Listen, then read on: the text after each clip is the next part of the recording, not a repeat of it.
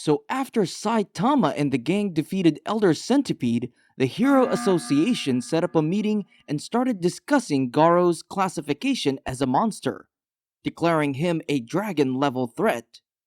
And while they're busy talking about these Avenger level problems, one of the association's biggest sponsors, Narinki, starts crashing out and demanding that they rescue his Nepo baby, Waganma, ASAP. But this slick, handsome lad, Sekingar, assures him that they'll do everything to save his son. Yet Narinki ain't got time to wait around, so he sends his own private team to rescue Waganma himself. But these mercenaries get easily beaten and captured by G5. Gyoro then orders Does to use her whip to enslave them. You know, if there's a whip, there's a way. Where there's a whip, there's a way. Later, Sekingar meets with Super Alloy Darkshine, Pig God, Tatsumaki, and Drive Knight, who was supposed to be there, but Bro's got balls of steel and decides to investigate the Monster Association base on his own. Since no one's heard of him, they just assume Bro's already been defeated. And so they've been overworking a 10-year-old to track down where exactly the Monster Association's base is. Lil Bro even tries again to convince Metal Knight to join the mission, but Bofoy refuses after getting his ass whooped by the Monster King Orochi. He even warns Child Emperor not to trust anyone. Anyway, other heroes start showing up for the rescue operation, like Atomic Samurai and his disciples, and even Sweet Mask, who immediately starts beefing with Kamikaze. At the same time, Puri Puri Prisoner breaks out of Smelly Lid Prison and heads toward Ace City, ready to get his revenge on that monster cat furry that messed up his prison. Meanwhile, Zombie Man is aura farming somewhere in an abandoned town, and Bro is searching for something. Now cut to our lovey-dovey Miss Fubuki. She tries to talk to Saitama, but gets totally baffled when she sees his apartment packed with S-class heroes. She briefs them on the association's plan, about Garo and the Monster Association thingy. But since most of them are still banged up, and King's got some business to attend to, nobody's really up for it. Saitama eventually gets pissed because he thinks Garo's been ignoring him just because he's a bottom tier hero. So Bro heads out, hunt Garo down, and grabs some more cabbage. But the funny thing is, Saitama already beat Garo up a few times without even realizing it. And speaking of the hero hunter, Garo wakes up and finds himself inside the Monster Association HQ. Soon after, Garo is summoned before Orochi, who commands him to prove his loyalty by killing any hero and bringing back their head within a day. And to make sure Garo doesn't chicken out, Gyoro assigns Bug God and Royal Ripper to keep an eye on him. So as Garo was walking around town, Bra saw a group of stupid extremists who support the monsters, and they even tried to kidnap a civilian who opposed their beliefs. But Garo just flicked his finger and stopped these schizos. Bro then casually heads to a nearby restaurant and orders everything on the menu. And look who it is. Saitama's eating there too, but he forgot his wallet and started fumbling. But thank the anime gods. Fubuki just spawned and started yapping about how she'll help him. But Bro ain't listening and already has this crazy plan so that Fubuki can pay the bill. And Bro takes his chance when someone shouts that a customer just ditched without paying. So Saitama rushes out of the restaurant to catch the culprit, even though Bro's technically doing the same thing. Not long after, Garo scares off a group of kids who are bullying Tadeo, and so Lil Bro thanks him for stepping in, which only pisses Garo off because he doesn't see himself as a hero. Then Saitama catches up and lets Garo off with nothing more than a warning, which only makes him angrier. Bro doesn't care if our MC's a small-time hero, so he aims to kill him, but of course gets instantly yeeted by Saitama. When Garo eventually wakes up, he asks Tadeo who that hero was. Before he gets an answer, Bug God and Royal Ripper shows up, disappointed. When Ripper orders Garo to kill Tadeo to prove himself, Garo, of course, refuses. He tells Tadeo to run and scolds him to toughen up. So Bro starts fighting the two monsters. Back at the Monster Association base, Gyoro Gyoro meditates as Phoenix Man questions why she sent two unstable monsters after Garo. Double G explains that Garo needs to be pushed to his limits to evolve, just like Lord Orochi. She believes Garo could follow the same path and notes that Bug God will keep Royal Ripper in check, though she doesn't mind finding another subject if Garo dies.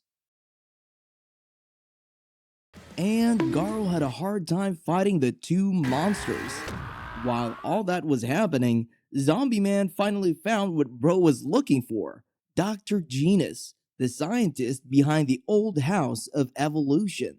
He's the same guy who made Zombie Man a test subject back then, and Bro wants to know why the doctor quit making monsters and started selling takoyaki. Genus admits that his entire life's research fell apart after meeting Saitama, a man who completely shattered the limits of human strength. Well, to be direct, he didn't actually say Saitama's name, but Genus explains that every human being has a limiter, something that keeps them from turning into mindless monsters, a boundary only Saitama managed to break. Though Zombie Man didn't look like he agreed at first, Genus promised he'd see it for himself soon, especially since Saitama's also a hero. Back at the fight, Garo's really struggling against the two monsters, and things get worse when another monster captures Tadeo. Bro gets distracted, and as he lets his guard down, Royal Ripper slashes his back, then keeps slashing over and over, only stopping when Bug God intervenes. Then, the monsters take the kid and leave Garo bloodied on the ground. At Saitama's place, Genos, King, Bang, and Bomb wait nervously for him to come back. When he finally shows up, looking rough, they assume he just fought Garo, but Saitama denies it. Bro has no idea he already whooped Garo's ass again. Yet Saitama had a bigger problem. He forgot his cabbage. Thankfully, Fubuki spawns in with a cabbage and starts scolding Saitama for making her pay for his food. Genos suddenly senses something approaching and sends King to handle it, but it turns out to be Dr. Kuseno showing up in a mech suit to check on Genos. Kuseno greets Saitama, gifts him some premium beef, and just like that, they're besties. Meanwhile, inside the Monster Association, Royal Ripper and Bug God report Garo's death to Gyoro Gyoro. Across the base, more monsters start gearing up for the incoming battle, while prisoners Tadeo and Waganma are locked in the same cell. Waganma starts bragging that the heroes will come save them, since he's basically a Nepo baby. But then, Hedro Jellyfish spawns out of nowhere and tells them no one's coming, because every hero's gonna die, even the S-class ones. Then Garo finally wakes up, ready to take his revenge and save Tadeo. Back at the Hero Association, Child Emperor tells Second Guard that he doesn't trust two heroes. Genos because he's new and kinda sus for living in an area close to the Monster Association, and Silverfang for letting Garo slip away. So Little Bro wants them removed from the rescue mission. Second Guard does just that, but Minister Officer Sitch strongly objects to the decision. Meanwhile, at Saitama's apartment, the group gathers around a bubbling hotpot and starts fighting over it, to the point that King gets knocked out. When he wakes up, the hotpot is gone. Everyone is left, and Saitama just wants him out. Before King leaves the apartment, though, Saitama asks him to take out the trash. He does, but when King gets home, he finds Hero Association agents waiting for him. They all think Bro's been fighting monsters all night because of the hotpot stains all over his clothes. The association is now gathering all available heroes to finally launch their operation. Back to our boy Garo, Bro finally breaks into the facility, takes out a bunch of monsters along the way, and arrives just in time to save Tareo from the Royal Ripper. After ripping the Royal Ripper a new one, he decides to use the clothes and bandages to make a tourniquet to keep his innards in, which also doubles as a questionable fashion statement. Garo goes back to tsundere mode, basically telling Tario that he wasn't there to save him, and if he wanted to tag along, he just has to keep his mouth shut. The scared and snot-covered little boy tries to keep up, begging Garo to save the other kid who was there as well, until they encounter the six-eyed black dog from hell. Garo and the kid slowly back out of the situation they were in, trying not to provoke it. They don't get very far, as another group of monsters stop them. A talking showerhead, a horny monster covered with eyes, and Master Splinter's buff cousin from Florida. They attack Garo, because violence is always the answer, according to the Monster Handbook of Monsters. And he manages to kick the horny monster, who claims he has the world's hardest horn, into a dark corner of the hallway, right into the mouth of the dog monster, who we find out is actually named Pochi.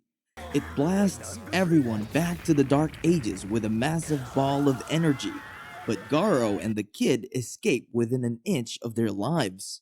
Ya boy activates tsundere mode again and convinces Tareo to escape on his own. Kid runs away with a combo of snot and tears. Garo decides to fight Pochi, only to get energy blasted in the face and falling deeper into the Monster Association lair. And while all of this is happening, Baldi continues reading manga in his home and comments on the massive earthquake happening in the city. Garo wakes up buried in rubble and realizes he's landed in Gyoro's apartment unit. The butt-naked, single-eyed weirdo welcomes Garo with a warm embrace of telekinesis and decides to do a Disney villain monologue. Bro explains that he's been experimenting with different methods to create monsters that surpass their own potential, and eventually landed on the most effective way, making them experience a personal hell to the point of death. Only the subjects who constantly survive this death unlock their growth potential, and the first one to do this was Monster King Orochi. Gyoro then makes his trade offer to Garo. I receive your body as my new experiment subject. You receive endless torture and possibly death. Huh? Seems like a fair trade to me.